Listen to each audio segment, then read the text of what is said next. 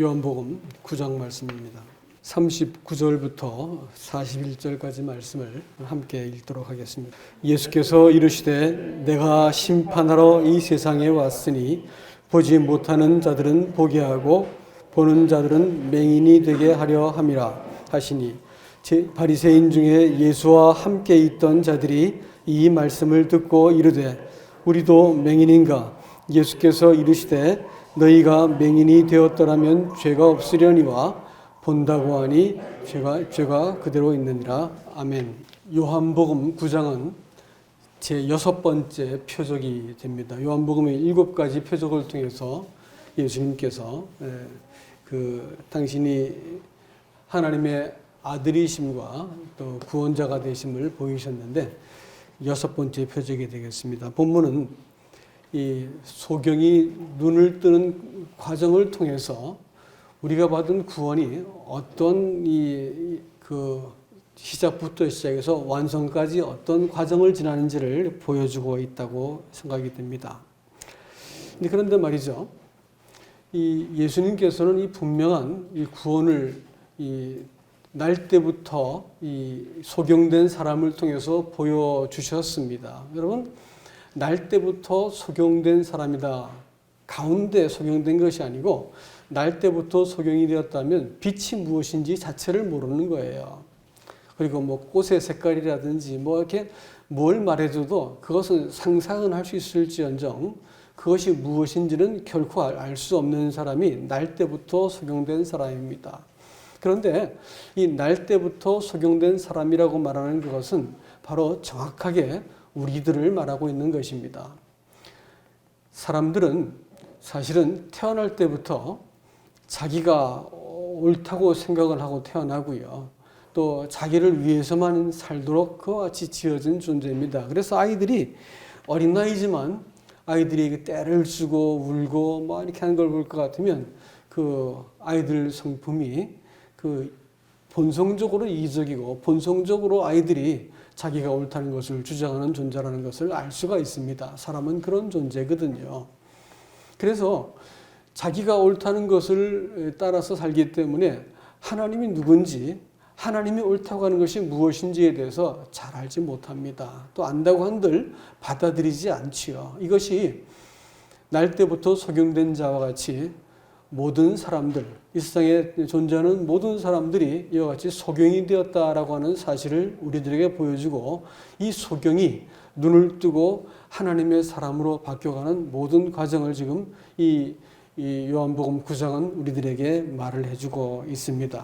그런데 말이죠, 이 과정 속에 그 제자들하고 그 다음에 바리새인이라고 하는 두 대상이 등장합니다.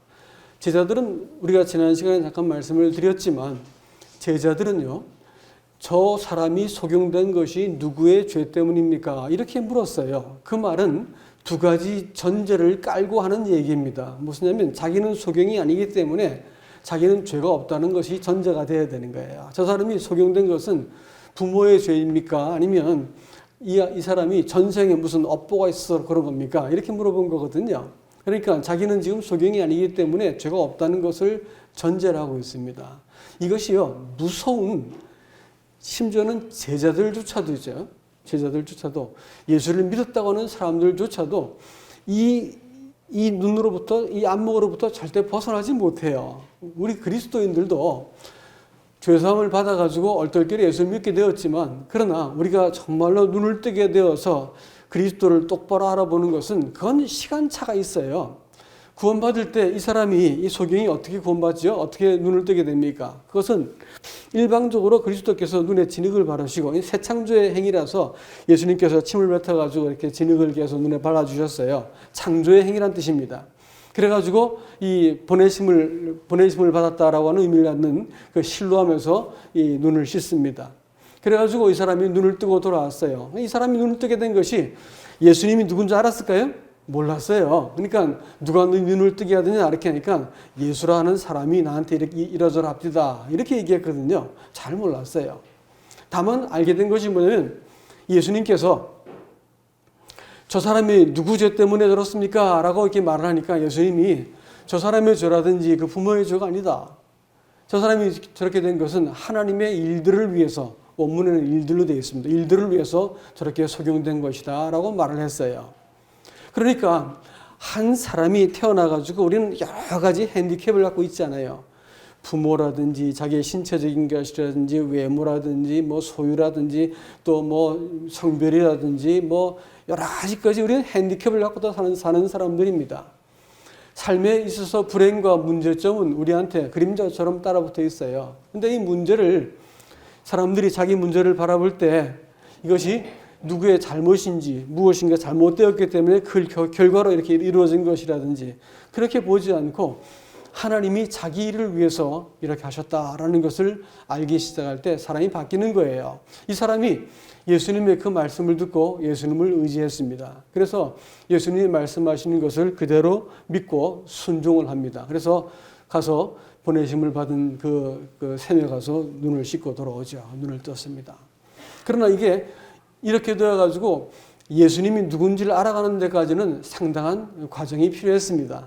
그래서 맨 마지막에 예수님을 알아보고 그가 절하는 그 예배를 드리는 이 과정까지는 시간이 필요했습니다. 마찬가지로 그리스도인의 삶이라고 하는 것도 마찬가지입니다. 제일 먼저는 우리의 죄 사함을 받고 우리가 구원을 받습니다. 그렇지만 말이죠. 우리가 눈을 똑바로 뜨고 이 생각을 잘 해보세요. 우리가 눈으로 봐서 저건 빨간색, 저건 사람, 저거는 마이크, 저거는 카메라 이렇게 보는 이런 눈 말고요. 어떤 사람을 본다 하더라도 그 사람이 누군지를 잘 아는 데까지는 시간이 많이 필요하지 않습니까? 그렇죠? 그리고 어떤 생각과 이념도 그렇습니다. 그것도 우리가 들여다볼 때 거기에 숨어 있는 내면의 것을 아는 데까지는 시간이 많이 필요해요. 그것은 우리가 어쩌면 평생이 필요할지도 몰라요. 정치적인 이념도 마찬가지겠죠?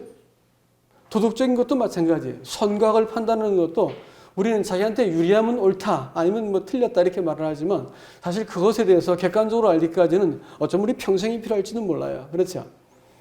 그러나 더 중요한 것은요. 영적인 눈입니다. 영적인 눈을 갖고 있지 못하면 사람들은 그저 자기 입장에서 이것을 판단하고 옳다 그르다 생각할 뿐이에요. 그러나 영적인 눈을 갖게 되어지면 비로소 이 사람이 그 영적인 눈을 갖게 되어졌을 때 모든 사물이 분명해지고 그 자기가 분명하게 입장을 밝히게 됩니다. 그리고 예수님 앞에서 이렇게 예배를 드리는 사람으로 서게 되지요. 제자들은 이런 점에 있어가지고 제자들이었지만 잘못된 안목을 갖고 있었습니다.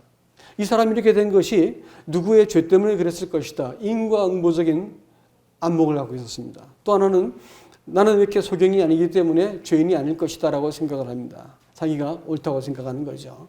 이런 입장에서 좀채로 벗어나지 못하기 때문에 예수 믿고 나서도 상당히 오랜 기간 동안 그저 자기가 옳다는 것을 따라서 이게 맞고 저게 틀리고 따지고 인생을 살게 되어집니다. 그러다가 나중에 분명한 고백을 해야 될 자리까지 하나님께서 그를 몰고 가세요. 그리고 나서 그가 바른 고백을 하게 되었을 때 그 주님께서 그에게 자신이 누군지를 자세하게 말씀을 드리고 너한테 일어난 구원이 왜 일어났는지를 말씀해 주세요. 그리고 그가 예수님께 예배하는 자가 됩니다. 또 한 대상이 있어요. 누구냐면 바리새인들입니다. 바리새인들, 이 사람들은 예수님에 대해서 기본적으로 오늘 이 본문이 우리에게 얘기하는 것처럼 너희가 본다고 하니까 너희 죄가 그저 있느니라. 너희가 맹인이었다면 죄가 없으려니와 본다고 하니 죄가 그대로 있다. 이렇게 얘기합니다. 예수님께서 이 땅에 오신 목적이 보는 자들로 하여금 보지 못하게 하기 위해서 왔다. 이렇게 말했습니다. 내가 세상을 심판하러 왔다. 이렇게도 말씀하셨어요. 예수님은 우리를 구원하러 오셨지 심판하러 오신 게 아니잖아요. 그런데 오늘 본문의 말씀은 뭐라냐면 내가 이 39절 말씀에 내가 심판하러 이 세상에 왔으니 이렇게 말했어요. 보지 못하는 자들을 보게 하고 본다고 하는 자들을 보지 못하게 한다. 이렇게 이 일을 위해서 심판하러 왔다. 이렇게 말씀하셨거든요. 이게 무슨 뜻이냐면 예수님께서 물론 사람을 궁극적으로 구원하시지만 예수님께서 먼저 오신 것은 빛으로 오셨어요. 빛으로 오셔가지고 사람이 옳다고 믿고 있는 그 허위를 딱 비추어 주시는 거예요. 참된 진리와 하나님이 옳다고 하신 것이 무엇인지를 보여주시는 거예요. 그럴 때 그 빛 앞에서 사람이 이건 내가 지금 거짓되구나, 이건 내가 좀 잘못되었구나라는 것이 들켰을 때 사람이 하나님께 돌아서는 사람이 있고요. 내가 뭐가 틀렸어 이래가지고 딱 이렇게 물러서 버리는 사람들이 있다는 거예요. 이런 사람들을 향해서 하나님이 이미 심판을 했다고 말씀하시는 거군요. 자기가 잘못되었다는 것을 인정하고 하나님 앞에 복종하는 사람들은 하나님께서 구원하신다라는 뜻입니다. 이런 의미에서 구원은 1차적으로 사람들에게 먼저 와요. 무엇을 갖고 올까요? 복음을 통해서 먼저 옵니다. 그래서 복음을 전하는 것은 세상을 심판하는 거예요. 복음을 잘 전하는데 웃기네 이러고 안 받아들이면 어떻게 할까요? 심판을 받은 거예요. 그리고 하나님께서 그 사람을 심판하시는데 아무 제약을 받을 필요가 없는 것이지요.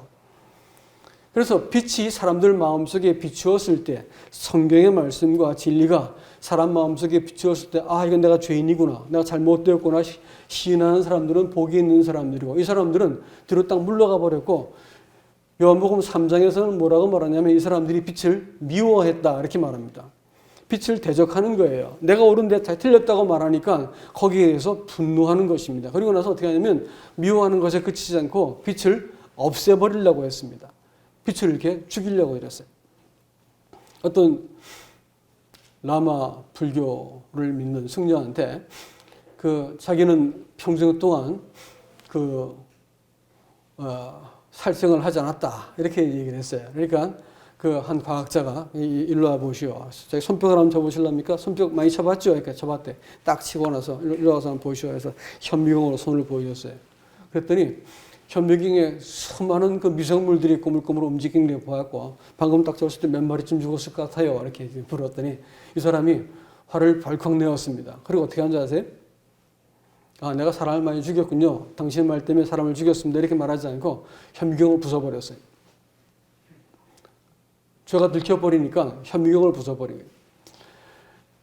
사람들이 진리가 딱 마음속에 비추어졌을 때 빛을 미워하는 것에 그치지 않고 빛을 죽이려 들었다고 하는 것이 오늘 본문이 지금 말하고 있는 것입니다. 하나님의 나라가 하나님의 그 의와 통치하심을 사람 가운데 딱 보였을 때 자기가 임금되었던 사람은 하나님의 통치를 받아들일 리가 없습니다. 자기가 옳다고 믿었던 사람들은 하나님이 그 의에 대해서 인정할 수가 없는 것이죠. 이것이 그 바리새인들의 태도였습니다. 이 사람을 우리가 잘 볼 것 같으면 이제 오늘 주님은 이 사람에게 자기 자신이 누군지를 이렇게 보여주시기까지 제일 먼저 이 사람의 눈을 뜨게 하시는 것으로 이제 시작했다 이렇게 말했죠. 이 사람을 잘 볼 것 같으면 사실은 제일 먼저는 이 사람은 소경이었습니다. 소경이라고 하는 것은 사물을 잘 볼 수 없는 사람이죠. 이제 무엇이 옳은지를 사실 잘 분별할 수가 없는 사람입니다. 내가 옳다고 막 흥분을 하고 말을 했는데 한 1년쯤 지나고 되돌아보니까 그때 내가 잘못했구나라는 생각이 드는 거예요. 사람들은 옳은 게 아닌 겁니다. 사람들 생각은 늘 그러기 때문에 옳다고 생각했지만 되돌아보면 옳지 않은 것이 우리 양심이 말해주지요. 그러니까 사람들은 평생 혼돈 가운데 삽니다. 두 번째 사람은 구걸을 해야 살 수 있었어요. 스스로 자기를 끌고 살아갈 힘이 없었습니다. 구걸을 해야 될 사람이었어요. 바깥에서 돕지 않으면 살 수 없는 사람이었습니다. 세 번째로 그 사람은 늘 정죄를 받던 사람이었습니다. 누구의 죄 때문에 저 사람은 저랬을까라고 말했기 때문에 이 사람 자신도 나는 누구의 죄 때문에 이런 불행한 인생을 사는 걸까라고 생각하면서 자기 인생을 한탄했을 것입니다. 이런 사람이 바로 이 소경된 사람이었습니다. 예수님께서는 바로 이런 사람을 찾아갔죠. 그리고 이 사람의 눈을 뜨게 해주셨습니다. 사람이 눈을 뜨고 나서 자기한테 일어난 변화는 자기 자신뿐 아니라 주변 사람들이 먼저 알아챘습니다. 누가 이 사람이 그 사람이다 혹은 아니다 이렇게 이제 사람들이 옥신각신했습니다. 이 사람이 눈을 뜨게 되어진 이 사실을 가지고 자기가 알 뿐더러 사람들이 알았다라고 말하는 것은 좀 특별한 의미가 있습니다. 구원이라고 말하는 것은 사실은 나한테 일어난 어떤 일입니다. 그렇기 때문에 주변 사람들이 제가 바뀌었구나라는 것을 알아차리게 되어 있습니다. 구원받았다고 말하는 것은 어떤 죄사함 받은 사실을 깨달은 것이 아니고 사실은 내 안에 하나님께서 행하신 어떤 일이 생겼다는 것입니다. 그렇기 때문에 주변 사람이 제일 먼저 알더라고요. 제가 구원받고 나니까 제가 별다른 집에서 별 다르게 한 게 없었는데 우리 어머니가 이렇게 이제 친구들이 집에 와서 말씀하시는데 우리 아들은 둘째 아들은 미친 것 같아 이렇게 얘기해. 예수에 미친 것 같아 이렇게 말씀하시더라고요. 별로 다르게 행동한 게 없었거든요. 다만 이제 제가 그 근자에 구원을 받게 되었는 사건이 있었는데 저를 이렇게 어머니가 제일 먼저 아시더라고요. 미친 것 같아 이러더라고요. 구원받고 나면 주변 사람들이 먼저 감지를 하게 돼 있죠. 그리고 이 사람이 주변 사람들이 막 물어보니까 그 주변 사람들이 물어보고 또 이 바리새인들이 그를 끌고 가가지고 바리새인들 앞에 끌고 가서 이 사람을 보여주었더니 이 바리새인들이 이 사람을 신문을 합니다. 그럴 때 이 사람이 뭐라고 말하냐면 내가 어떻게 믿게 되었다, 내 믿음이 어떻다 이런 말을 하지 않고 자기의 일어난 일을 분명하게 말합니다. 내가 이전에는 보지 못했는데 지금은 보게 됐다고 하는 사실입니다. 이렇게 말하니까 하늘들인 공의가 열려가지고 법정같이 되어진 그 자리에서 바리새인들이 쩔쩔맸습니다. 다른 말로 이 사람을 협박할 것이 없어져 버렸어요. 자기한테 일어난 일을 말해버리니까 아무도 거기에 대해서 이렇게 말을 할 수가 없게 된 것입니다.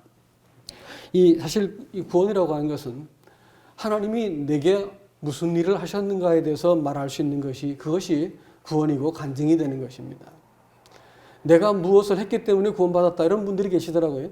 근데 그건 참 잘못된 믿음입니다. 구원은 그런 것이 아니에요. 어떤 흑인이 이제 어떤 기독교 국제 어떤 그 컨퍼런스 같은 게 열렸었는데 이제 아프리카 사람이 이제 간증할 기회가 되어가지고 사회자가 이제 간증할 기회를 줘서 이제 간증을 나와서 합니다. 근데 간증을 듣고 왔더니 하나님이 하신 일만 자꾸 간증을 하니까 이 사회자가 당황을 했어요. 아마 사회자는 구원받지 않았던 사람 같습니다. 그러니까 우리 형제가 그 하나님이 하신 일만 대해서 말했지만 자기가 어떻게 믿었다는 거에서 말을 하지 않은 것을 잊은 것 같습니다. 거기에 대해서 좀 말해 주시겠습니까? 이렇게 말을 했어요. 그랬더니 흑인이 활짝 웃으면서 앞에 나가서 다시 말을 합니다.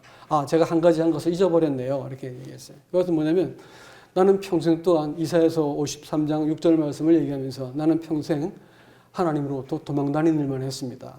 그런데 하나님께서 제게 찾아오셔서 저를 이렇게 구원하셨습니다. 이렇게 말을 했습니다. 그 사람은 정말 구원받은 사람이고 사람이 무엇인가 했기 때문에 원인을 제공했기 때문에 구원을 받은 것처럼 말하는 것은 성경에서 말하는 구원이 아닌 것입니다. 이 사람은 이 점에 있어가지고 자기에게 일어난 일을 분명하게 말할 수가 있었던 것이죠. 다시 이제 유대인들이 소경되었다가 눈을 뜬 사람을 신문을 합니다. 우리는 이 사람이 죄인인 줄 아노라. 예수님에 대해서 미리 딱 단정을 해놓고 신문을 합니다. 여기에 대해서 나는 그렇게 생각하지 않는데요 라고 말하면 어떻게 될까요? 쫓겨나죠. 쫓겨나는 겁니다. 굉장히 이제 협박을 하는 겁니다. 결론을 지어놓고 우리는 이 사람이 죄인인 줄 아노라 이렇게 말해놓고 그 눈을 뜬 사람한테 네 진술을 번복해라. 네가 어떻게 눈을 뜨게 되는지를 얘기해봐라. 자꾸 이렇게 얘기합니다. 그래서 예수님이 그것을 하지 않았다고 말하도록 이렇게 압력을 가한 것이었습니다. 근데 이 사람이 이 점에 있어가지고 명확하게 말합니다. 내가 창세로부터 지금까지 날 때부터 소경된 사람이 눈을 떴다는 말을 들은 적이 없었는데 그분은 나한테 눈을 뜨게 했다. 하나님이 자기 뜻을 따라 행하는 사람이 아니고는 들으시는 법이 없는데 그가 하나님께서 보내신 사람이 분명히 있기 때문에 내가 눈을 뜬 것이 아니겠느냐 이렇게 얘기합니다. 그러니까 이 사람들이 막 화를 내고 욕을 하기 시작합니다. 욕한다는 것은 저주했다는 단어거든요. 저주를 했습니다. 그리고 나서 너는 그의 제자인 줄 알지 못하지만 너는 그의 제자겠지만 나는 모세의 제자다 이렇게 하면서 야단을 쳐요. 이 사람이 예수님의 제자라고 말한 적이 없었어요. 근데 예수님의 제자라고 알아본 것이 누구였습니까? 그 사람들이었습니다. 그는 이 지점에 있어가지고 분명하게 내가 지금 무엇을 말해야 될지를 분명하게 고백을 해야 되는 어떤 그 막다른 골목에 몰렸습니다.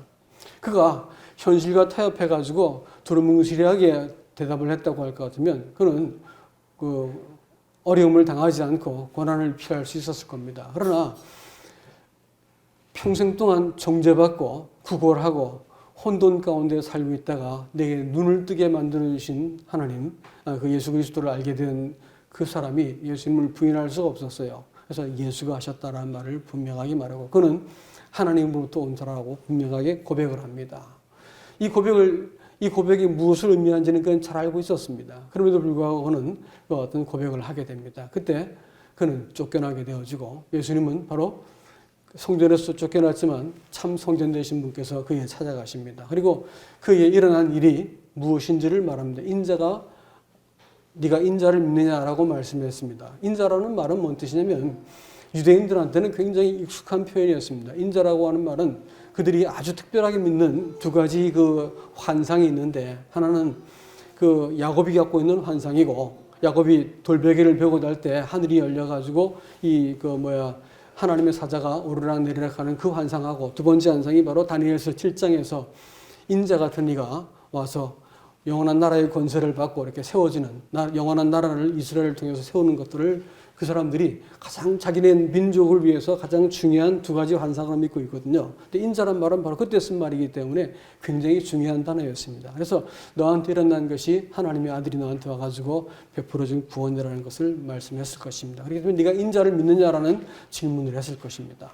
그때 그가 내가 믿나이다 이렇게 믿고자 합니다. 이러면서 엎드려 절을 하게 됩니다. 구원은 하나님이 내게 하신 일을 통해서 먼저 시작됩니다. 그리고 내가 내 입으로 내 삶으로 나를 눈뜨게 해주고 구원하신 분을 부인하지 않을 때 비로소 예수님께서 우리의 마음속에 명확하게 자리를 잡으시는 거예요. 보통 이런 과정을 생략을 합니다. 신앙생활이 내가 믿었기 때문에 구원받았을 거야 라고 생각하지만 아니요. 그렇지 않습니다. 구원이라는 말 자체가 하나님이 사람에게 와서 함께 연합하는 문제이기 때문에 내 쪽에서 그리스도 당신이 아니면 내가 살 수가 없고 내 인생도 당신에게 걸겠습니다라고 하는 내 편에서 하나님 앞에 이렇게 고백과 순종이 있기 전까지는 사실 예수 그리스도는 우리의 마음속에 온전하게 자리 잡기가 어려우세요.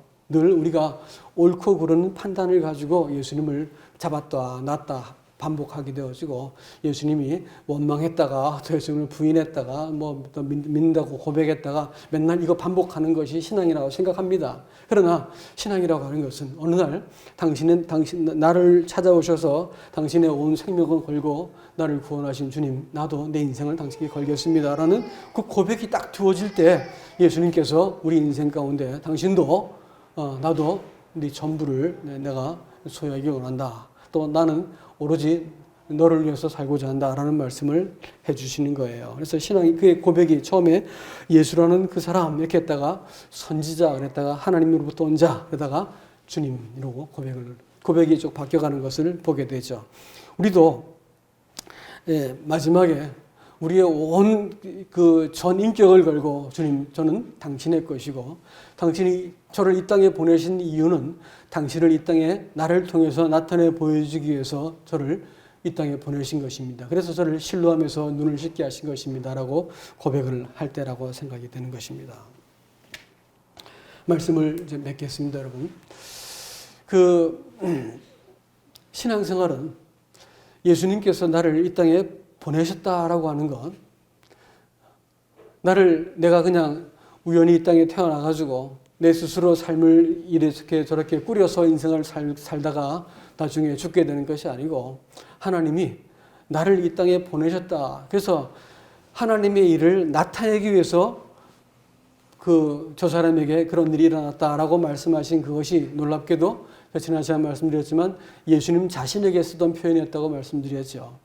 우리는 이렇게 지구 한 구석에 한 티끌같이 살아가는 것처럼 보이지만 하나님께서 나를 통해서 하나님의 일을 보이시기 위해서 이 땅에 우리를 보내셨다라는 것을 믿기 시작할 때 우리는 삶을 아무렇게나 살 수가 없을 거예요. 그리고 우리는 이 신분에 대해서 점점 우리의 자각이 뚜렷해져가는 과정을 갖게 될 것입니다. 신앙생활이라는 것이 사실은요, 오늘 여기서 본다고 하는 자를 보지 못하게 만들고 본다고 말하는 사람은 죄가 그저 있다라고 말씀했기 때문에 신앙생활은 결국 뭐의 문제일까요?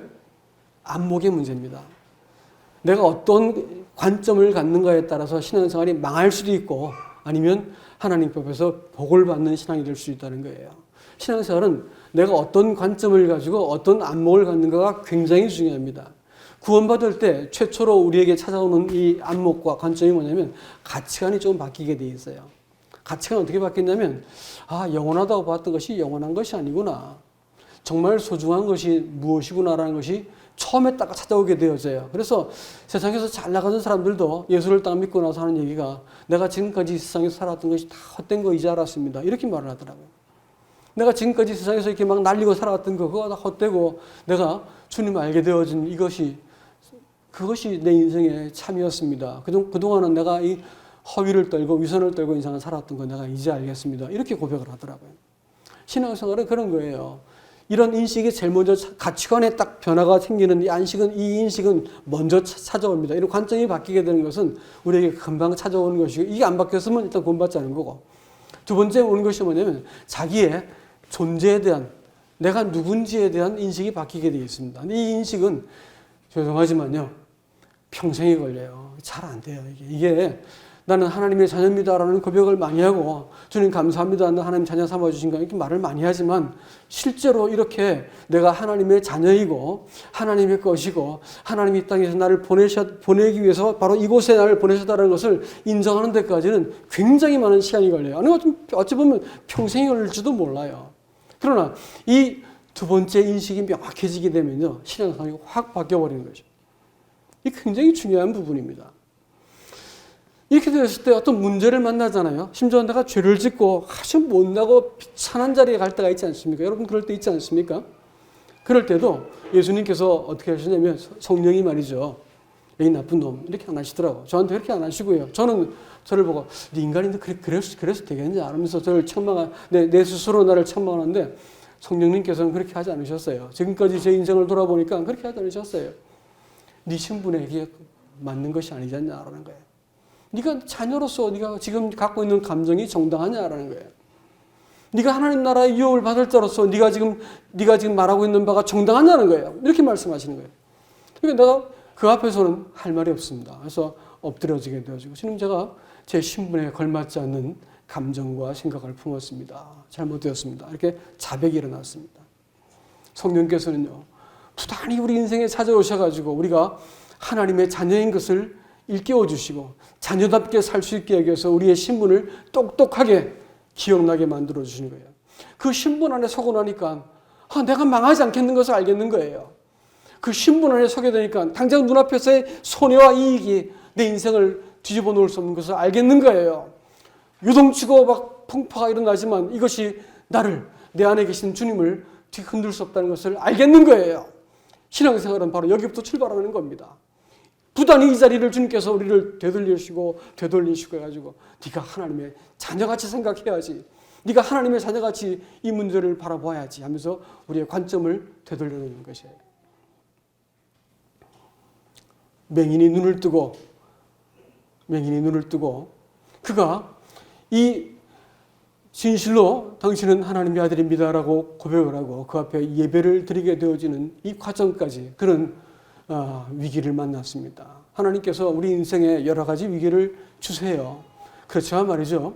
그 문제는 언제나 딱 한 가지 해결점으로 우리를 인도해 가세요. 뭔지 아세요? 하나님만이 이 일을 해결할 수 있다는 거예요. 주님께서 우리 문제를 풀어주시면서 반드시 양보하지 않는 지점이 있는데 하나님이 하셨습니다라는 고백을 받아낼 때까지예요. 하나님 당신이 하셨습니다. 나는 손해보는 것 같고 잃어버릴 것 같고 나는 망할 것처럼 모르지만 당신이 할 수 있습니다라는 고백을 하고 내가 하나님께서 해놓으신 일을 두고 감사하게 되어질 때 하나님이 영광을 받으신다고 시편 50편도 이렇게 말했습니다. 환난 날에 나를 부르라. 네가 나를 영화롭게 하리라. 이렇게 말씀하셨거든요. 신앙생활은 바로 이 점입니다. 우리는 다 소경되었던 자들이고 소경되었던 자가 눈을 떴지만 제자들처럼 우리는 아직까지 여전히 인과응보적인 또 아직까지 내가 옳다고 하는 생각에서도 벗어나지 못합니다. 그래서 어떤 문제를 바라볼 때 내가 이 문제를 이렇게 비틀고 내가 이렇게 바로잡고 내가 뭐 뒤집고 뭘 해야 된다고 생각하는 거예요. 그렇지만 그것은 주님께로부터 게 아니에요. 그런 생각은.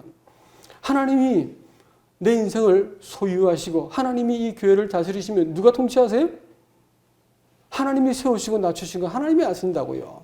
근데 그것을 이렇게 사람의 힘으로 뭘 뒤집고 이렇게 할 수 있다고요? 그렇지 않은 거예요. 그건 잘못 생각하시는 거예요. 우리 인생도 마찬가지입니다. 우리 인생은 하나님이 주신 분복을 따라 사는 것이지 내가 잘나고 어쩌지 해가지고 여기까지 온 것이라고 믿는다면 착각하신 거예요. 아니에요. 하나님께서는 당신이 우리에게 주신 분복을 따라서 우리에게 복을 주셔가지고 여기까지 오게 하신 것입니다. 우리의 소망은 하나님께서 우리를 갖고 계신 이 일관된 은혜와 우리를 향해 갖고 계신 복된 마음이 우리의 소망인 것이지 내가 무엇을 잘할 수 있다고 생각하신다면 아직까지 신앙생활을 잘못 알고 계신 거예요. 하나님이 아세요. 하나님이 우리의 주권자이시고 우리를 보내시고 모든 상황을 반전시키시고 하나님께서 우리에게 복을 줄 수 있는 유일한 분이라고요. 오늘 이 요한복음 9장에 나타난 이 소경 얘기는 다른 사람 이야기가 아니고 우리들 이야기입니다. 우리는 얼마든지 제자들 같이 이렇게 할 수 있고요. 설득당하면 빛을 미워하고 대적한 사람들의 어떤 그런 생각을 돋출 수도 있습니다. 우리는 주님이 모든 것을 주관한다고 믿고 순복하는 것, 그 외에는 우리에게 소망이 없는 것을 아시기 바랍니다.